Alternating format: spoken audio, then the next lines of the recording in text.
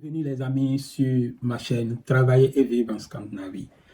Aujourd'hui, nous allons parler, nous sommes toujours dans le mois de janvier et nous allons parler aujourd'hui un tant soit peu de politique et de géopolitique africaine, notamment de l'Afrique de l'Ouest d'où je suis originaire.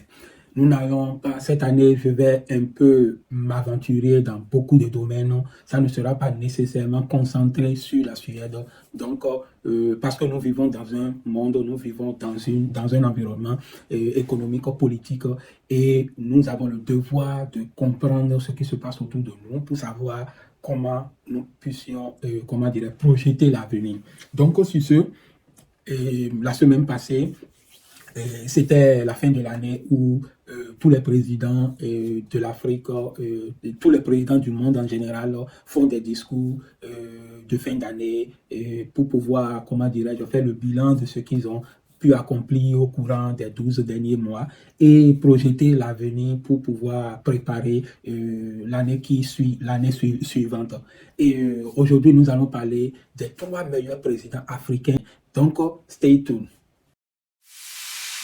Travailler et vivre en Scandinavie. La chaîne YouTube de Kofi Innocent qui vous fait découvrir la Suède, notamment les pays scandinaves autrement.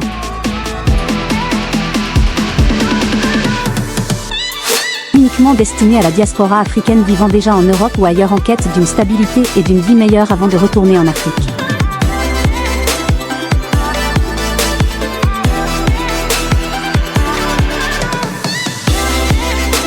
Je vous invite à recruter vos parents et amis à vous abonner et surtout activer la clochette de notification pour ne rien manquer de nos prochaines vidéos et astuces. Merci. Aimez-vous emporter votre boisson nutritive avec vous, peu importe où vous allez? Avec ce lot de mixeurs portables, il n'a jamais été aussi facile de préparer un smoothie savoureux et sain, parfait pour la vie en déplacement. Complet avec une lame en acier inoxydable, vous pouvez facilement mélanger vos fruits, légumes préférés et tout autre ingrédient que vous aimez.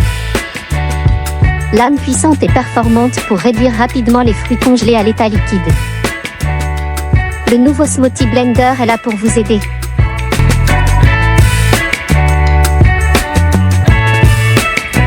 En collaboration avec la chaîne YouTube de Kofi Innocent. Nous livrons partout où c'est possible en 10 jours.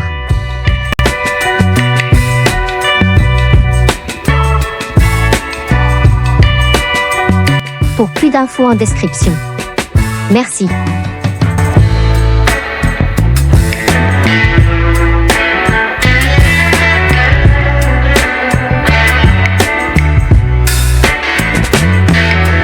Bienvenue encore de nouveau sur ma chaîne Kofi Innocent. Si c'est pour une toute première fois que tu me découvres, ici je parle de l'expatriation en Suède. Principalement la diaspora, je suis concentré, ma thématique est concentrée sur la diaspora africaine vivant déjà en Europe. Et pour une raison ou une autre, ne se sentent pas assez intégrés dans leur pays d'accueil et veulent se donner une nouvelle chance afin de pouvoir mieux s'en sortir ici en Europe, même dans des conditions difficiles, extrêmement difficiles dans lesquelles on vit actuellement, et aimerait s'aventurer dans les pays nordiques, notamment la Suède. Vous êtes les bienvenus sur ma chaîne. Ici, je parle de mes hauts et de mes bas, de toutes mes expériences que j'ai eues à vécu dans ce pays depuis 7 ans, oui, et que je suis ici depuis 2017, que j'ai mis pied ici, je me suis intégré, j'ai fondé ma famille et nous vivons en harmonie. Donc si c'est une thématique qui t'intéresse, si tu veux en savoir plus, si tu veux avoir plus d'informations sur comment tu peux quitter ta zone de l'Union européenne, je précise très bien, ceux qui vivent déjà en Europe, et pour une raison ou une autre, raison familiale, raison professionnelle, raison de santé, que sais-je, quelles que soient les raisons qui vous amènent vers la Suède, qui vous quelles que soient les raisons qui vous poussent aujourd'hui à dire ok, je sors de mon pays d'accueil où je vis actuellement parce que mes enfants ne sont pas trop intégrés, parce que moi-même je ne suis pas trop intégré pour une raison X ou Y, et tu aimerais venir ici en Suède, tu es la bienvenue sur ma chaîne. Un lien est en description, ce qui va te permettre de prendre un rendez-vous personnalisé avec moi, et avec le peu d'expérience que j'ai, je vais t'amener à comprendre les étapes au fur et à mesure qu'il te faut pour pouvoir faire ton intégration dans la société suédoise dans laquelle je vis depuis 7 ans, comme tu le sais. Je vais parler des 3 meilleurs présidents des 3 top meilleurs présidents que l'Afrique a connus aujourd'hui jusqu'à présent. Comme tu peux le constater, depuis l'année passée, le continent africain a connu beaucoup de bouleversements sur le plan géopolitique. Et notamment en Afrique de l'Ouest, où nous avons le Mali, la Guinée a suivi, et le Burkina Faso à la fin. Et dans ces 3 pays, nous avons des chefs d'État qui sont actuellement des militaires de carrière, qui ne sont ni politiques et qui ont décidé de changer le destin de leur pays. Et à chacun d'eux, dans leur zone géographique, se sont confrontés à des défis sécuritaires ou défis politiques, et ce qui les a amenés à vraiment changer les civils qui géraient ce pays et pouvoir donner une nouvelle vie, une nouvelle chance à leur pays. Kofi Innocent que je suis, j'ai suivi presque tous les discours des chefs d'État de l'Afrique de l'Ouest, d'où je suis originaire. Le Bénin, le Togo, la Côte d'Ivoire, ça fait dormir. Et beaucoup de pays de l'Afrique de l'Ouest, ça fait vraiment dormir. Mais les 3 top présidents sont les présidents de la Guinée-Conakry, les présidents du Burkina Faso et les présidents du Mali. Les 3 top présidents que l'Afrique a connus jusqu'à présent. La 3e catégorie ou la 3e place, celui qui occupe la 3e place de cette catégorie, c'est le président guinéen. Pourquoi je le dis? J'ai pris les discours solennels de fin d'année qu'ils ont eu à adresser à leur nation, à la communauté internationale en général. Et on va ensemble analyser le fond et nous allons aussi analyser la forme de ces vidéos. Moi, sur le plan, tout ce que je dis n'engage que moi seul, parce que au moins nous avons la liberté de nous exprimer, nous avons la liberté de, de donner nos opinions par rapport aux hommes politiques, par rapport à l'actualité qui nous entoure. Donc c'est dans ce cadre que je donne ma position et elle n'engage que moi seul. Sur la forme de la vidéo du discours d'adresse à la nation du président guinéen, qui est classé à la 3e position, sur la forme bien sûr, et sa vidéo est classée à la 3e position. Pourquoi? Parce que il a un peu fait de cinéma, il a un peu fait, et sa vidéo est rentrée dans une logique d'innovation, genre on le voit sortir de son palais, rentrer dans la voiture présidentielle, être conduit non, il sort d'une résidence, peut-être la résidence présidentielle officielle, la résidence officielle présidentielle, et il va au palais, il finit son discours, il rentre, il y a un hélicoptère qui est derrière lui, il rentre dedans et il s'en va. Donc un peu de folklore, un peu de cinéma. Moi, sur le plan personnel, je vois que les défis ne sont pas les mêmes, et lui il dort.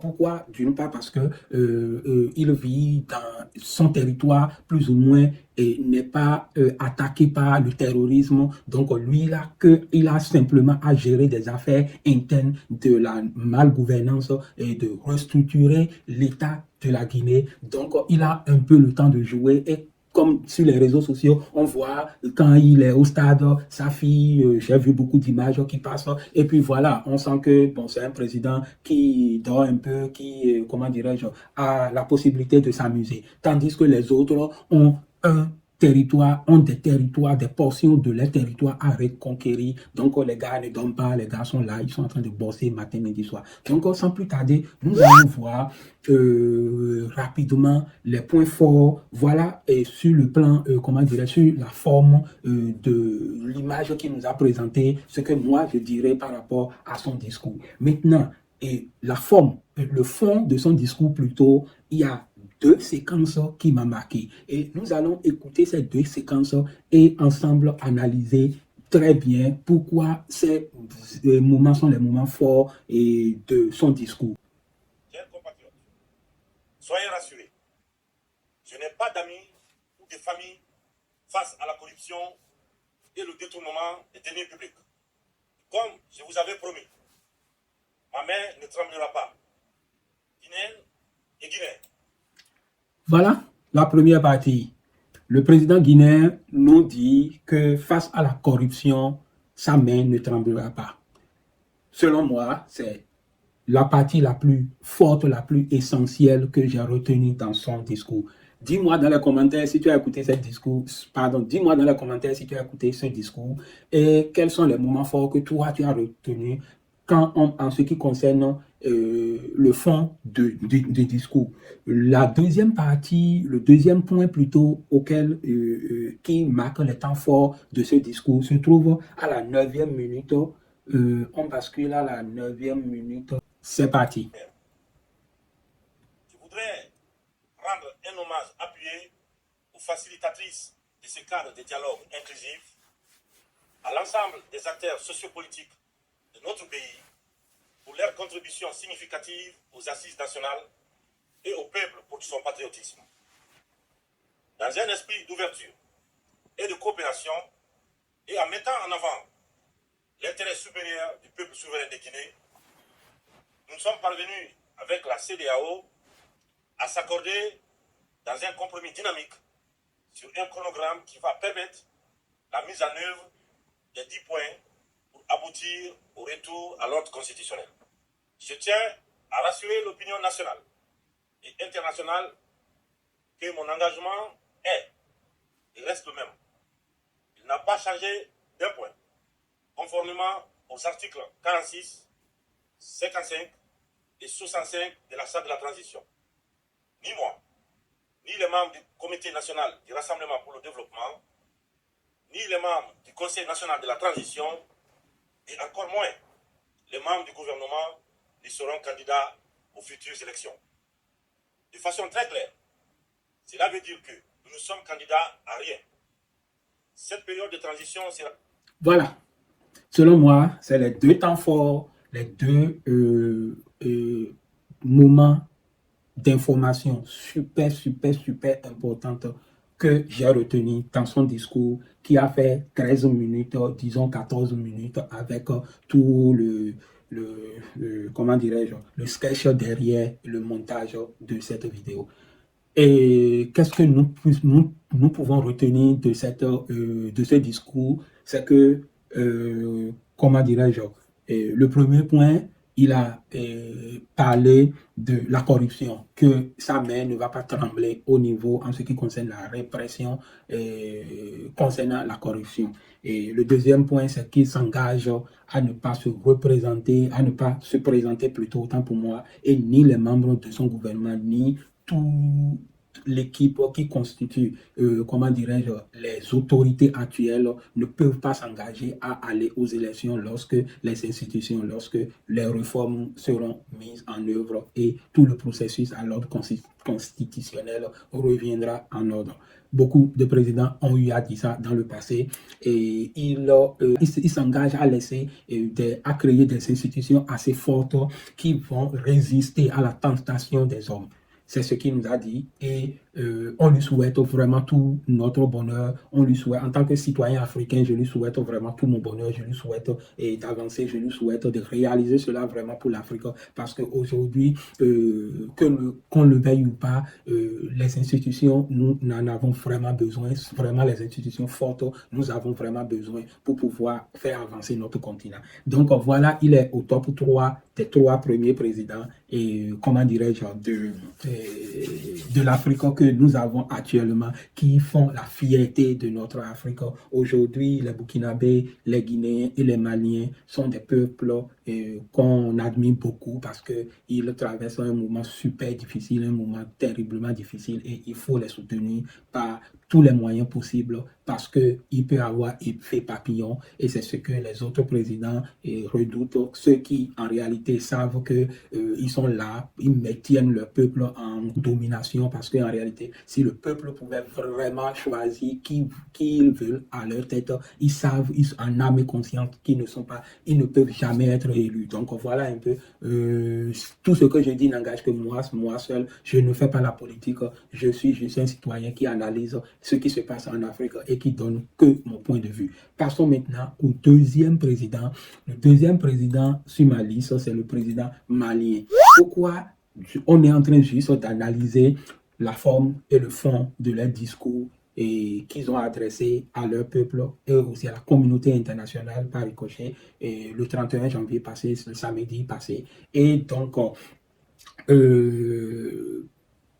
je peux dire en général que la forme de cet ou bien de cet entretien ou bien de ce discours, la forme de ce discours est normale. Elle est normale parce que il sort de son bureau en même temps et il vient, il s'adresse à son peuple naturellement. C'est un président, depuis qu'il a pris le pouvoir, le seul déplacement qu'il a eu à effectuer, c'est quand il est allé rencontrer Rawlings, l'ex-président, le feu J.J. Rawlings du Ghana, et au début de la transition. Et depuis que malheureusement on a perdu notre président, on a perdu le président J.J. Rawlings du Ghana, l'ancien président J.J. Rawlings du Ghana, quel que soit ce qui est arrivé, le mec n'est plus jamais sorti de son pays. Il n'est plus jamais sorti. Il est là à bosser matin, midi, soir parce qu'ils doivent reconquérir les territoires perdus du Mali. Ils sont au front à la guerre avec la CEDEAO. Ils sont en guerre plutôt avec la CEDEAO, ils sont en guerre avec la communauté dite internationale et il y a tellement de sabotage. Le Mali aujourd'hui est le territoire, je peux dire, le territoire le plus surveillé parce qu'ils n'ont pas droit à l'erreur et pour avoir accepté d'aimer plus leur pays. Et ils se sont créés beaucoup d'ennemis, notamment l'ancienne colonie, la France, comme tout le monde le sait déjà. Et ce combat est dur. Donc, le mec ne dort pas, contrairement au président guinéen qui, lui, son territoire est sécurisé. Donc, les bobos qu'il a, c'est des bobos internes, alors que les autres ont des bobos de sécurisation de leur territoire d'abord, avant même de parler de l'interne, des situations internes qu'ils doivent gérer, lutte contre la corruption et tout ce que vous comprenez, la malgouvernance et tout ce que vous pouvez imaginer comme situation chaotique de leur pays. Donc, le fond, la forme de son discours reste normale, sans truc là, vraiment sobre, tranquille, et il maîtrise la situation. Les sanctions illégales, illégitimes et inhumaines imposées à notre pays par l'UEMOA et la CEDEAO ont eu des effets néfastes sur la croissance économique. C'est donc le lieu pour moi, une fois de plus, de saluer la résilience du peuple malien face aux adversités. Nous devons ceci à l'union et à la solidarité dont nous avons su faire preuve. Il nous faut donc renforcer cette union et nous engager encore plus pour notre chère patrie. Pour ce faire, nous avons décidé d'instituer le 14 janvier comme journée nationale de la souveraineté retrouvée, en souvenir de la grande mobilisation contre les sanctions illégales, illégitimes et inhumaines de la CEDEAO et de l'UEMOA. Voilà. Qu'est-ce que vous pensez de ce discours? Qu'est-ce que vous pensez en général de son discours et qu'est-ce que vous pensez de cette partie? Parce que le fond, c'est ce que moi j'ai récupéré comme information de plus sur tout ce qu'il a eu à dire. Il a toujours rappelé les trois principaux, comment dirais-je, positions actuellement du Mali qui est en transition, le respect des choix et stratégiques que le Mali fait, le respect de sa souveraineté, le respect de leur souveraineté pour quiconque veut travailler avec eux. Et le troisième point, si je ne me trompe pas, les besoins vitaux de leur population, de sa population. Donc, quiconque veut travailler avec le Mali doit respecter ces trois principes, sinon que la personne aille avec toutes ses aides et tout ce qui vient après. Donc, pour avoir, parce que le 14 janvier 2021 fut le jour où, après le 9 janvier où les sanctions sont tombées, et il a appelé à une mobilisation générale de la population et le Mali a explosé, et les gens étaient vraiment prêts à, comment dirais-je, ils étaient déterminés à aller jusqu'au bout. Donc voilà, et pourquoi ne pas immortaliser cette journée du 14 janvier? Voilà pourquoi après un an, ils ont vécu dans une situation terrible pendant 7 mois. Et ça a permis de les renforcer, ça a permis de les ramener et de découvrir, au fait, de sortir le génie qui est en eux. Et voilà. Et aujourd'hui, il estime vraiment que le 14 janvier ne peut pas rester une journée normale comme tous les autres journées. Donc, il il faut utiliser ça comme une journée de victoire sur les forces du mal qui étaient sur le point d'engloutir complètement le Mali, sur le point de déstabiliser complètement le Mali. Donc moi je trouve que c'est salutaire, moi je trouve que c'est vraiment très fort, je trouve que c'est magnifique. Donc qu'est-ce que tu penses de ça? Qu'est-ce que tu souhaiterais qu'ils disent plus ou qu'ils fassent pour pouvoir, et comment dirais-je, un tant soit peu montrer encore comment le Mali a décidé de rayonner, de se lever, de vivre comme un État. Donc voilà, moi je le classe à la deuxième position parce qu'en réalité, il nous a démontré déjà depuis qu'il a pris le pouvoir qu'il est là vraiment pour faire vivre le Mali, pour faire connaître autrement le Mali aux Maliens eux-mêmes et à la communauté internationale. Il est en train de nous apprendre assez de leçons et à la fin de la vidéo, moi je vais te livrer des conclusions plus ou moins et qui peut-être va s'appliquer à ma vie personnelle, à ta vie aussi si tu me regardes et aussi nous permettre de pouvoir s'en sortir dans notre vie quotidienne. Donc reste jusqu'à la fin et puis on fera cette conclusion ensemble. Donc je le classe je le classe à la deuxième position des top 3 des meilleurs présidents africains. Et sans doute le dernier et le premier des premiers présidents, c'est le président du Burkina Faso, le jeune capitaine Ibrahim Traoré. Le mec ne peut pas dormir, contrairement au président guinéen qui, lui, il est un peu relax, il est en train de faire un peu de la fête et autres. Les deux autres, par contre, ne peuvent pas dormir parce qu'ils ont une mission de reconquérir leur territoire. Vraiment de reconquérir le territoire. Et depuis le 30 septembre, quand il est venu rectifier, parce que le Mali et le Burkina plus ou moins ont eu la même trajectoire, après le premier coup d'État burkinabé, celui qui est arrivé d'Amiba ne jouait pas le jeu qu'il fallait. Donc à l'interne, il y a eu un peu de division et il est venu pour remettre en réalité la trajectoire que le Burkina devait prendre depuis le 4 janvier, je crois, et en janvier 2021 où Damiba a pris le pouvoir et il ne faisait rien de tout ce qu'il devait faire. Et lui, il est venu maintenant pour remettre les choses en ordre et prendre la vraie direction que le Burkina devait prendre pour pouvoir s'en sortir. Et donc le mec, il est sur le terrain, quand c'est son discours que j'ai aperçu le premier et j'étais choqué, pas choqué d'étonnement de voir que il est sur le terrain. Il est quand j'ai évalué sur Google où se trouvait Solanzo, en question la ville de Solanzo, qui préalablement était une ville conquise par les djihadistes et à peine ils ont pu récupérer cette ville et pour galvaniser son équipe, les militaires qui sont au front, les VTP comme on les appelle, il a préféré descendre lui-même sur le terrain. Et qui sais-je?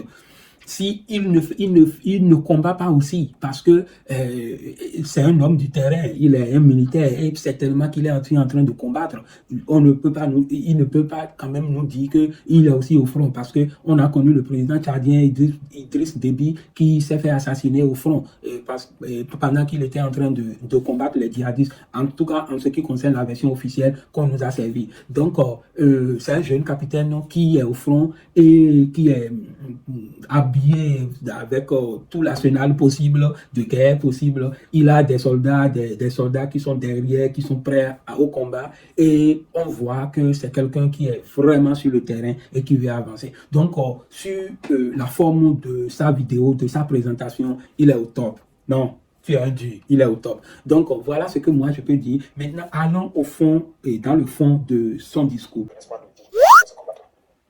Et donc, c'est pour moi le lieu de les dire. De ne jamais baisser le bas. Jamais baisser le bas. Il faut protéger ces populations. Il faut les défendre. Lorsque dans la journée, ils se battent pour chercher leur pain quotidien, que nous soyons dans les bourses pour les permettre de le chercher en toute sécurité. Lorsque la nuit, ils seront endormis, que nous soyons encore dans ces bourses pour les permettre de dormir tranquillement. C'est notre mission. C'est la mission du combattant. Mission noble. Et c'est là la gloire. C'est ça l'honneur. C'est ce que je demande donc à ces braves combattants, partout au Burkina Faso, de redoubler d'efforts, de voir l'espoir de vie que suscite la population en les voyant. C'est ce qui doit leur permettre de se réarmer de courage et de continuer cette lutte. La réorganisation de l'armée a commencé depuis quelque temps. Voilà, mes chers amis, le temps fort, le fond de tout ce qu'il a dit dans son discours que moi j'ai retenu, c'est-à-dire que le peuple compte sur les vaillants soldats burkinabés, que ce soit les VTP, si je ne m'abuse pas du terme, que ce soit les militaires eux-mêmes, les forces de l'ordre eux-mêmes, et quand la population dort, et ils sont dans la brousse en train de les protéger. Quand elle se lève pour vaquer à ses occupations, ils sont toujours dans les brousses pour veiller à ce que chacun aille vaquer à ses occupations et qu'elle revienne à la maison sainte et sauve. Et voilà ce que j'ai retenu de long et large dans le fond de son discours. Et ce qui a fait que je l'ai classé à la première position, c'est d'être au front le 31 décembre 2022, il est à des milliers de kilomètres de Ouagadougou, il n'est pas dans les palais présidentiels, il n'est pas dans la climatisation et il est immergé dans l'action. Et c'est ça qu'il faut, et c'est ça qu'il faut. Il a parlé de beaucoup de choses, la lutte contre la corruption, ils sont tous déçus, ils sont tous au front de cette lutte. Et voilà en quelque sorte ce que je retiens du président burkinabé, le jeune capitaine Ibrahim Traoré. Et qu'est-ce que tu penses de ces trois présidents? Qu'est-ce que tu aimerais que ces trois pays nous offrent comme spectacle, comme changement de vie pour nous apprendre plus et quelles leçons tu penses qu'ils peuvent nous apprendre, ces trois pays de l'Afrique occidentale qui sont dans une période de transition? Et ce que moi je retiens, on vient à la fin de cette vidéo et je dirais que ce que je retiens sur le plan personnel, c'est que quelles que soient les difficultés dans lesquelles on se retrouve, il y a toujours une porte de sortie, on a toujours cette porte pour pouvoir s'en sortir si on ne désespère pas, si on ne baisse pas les bras.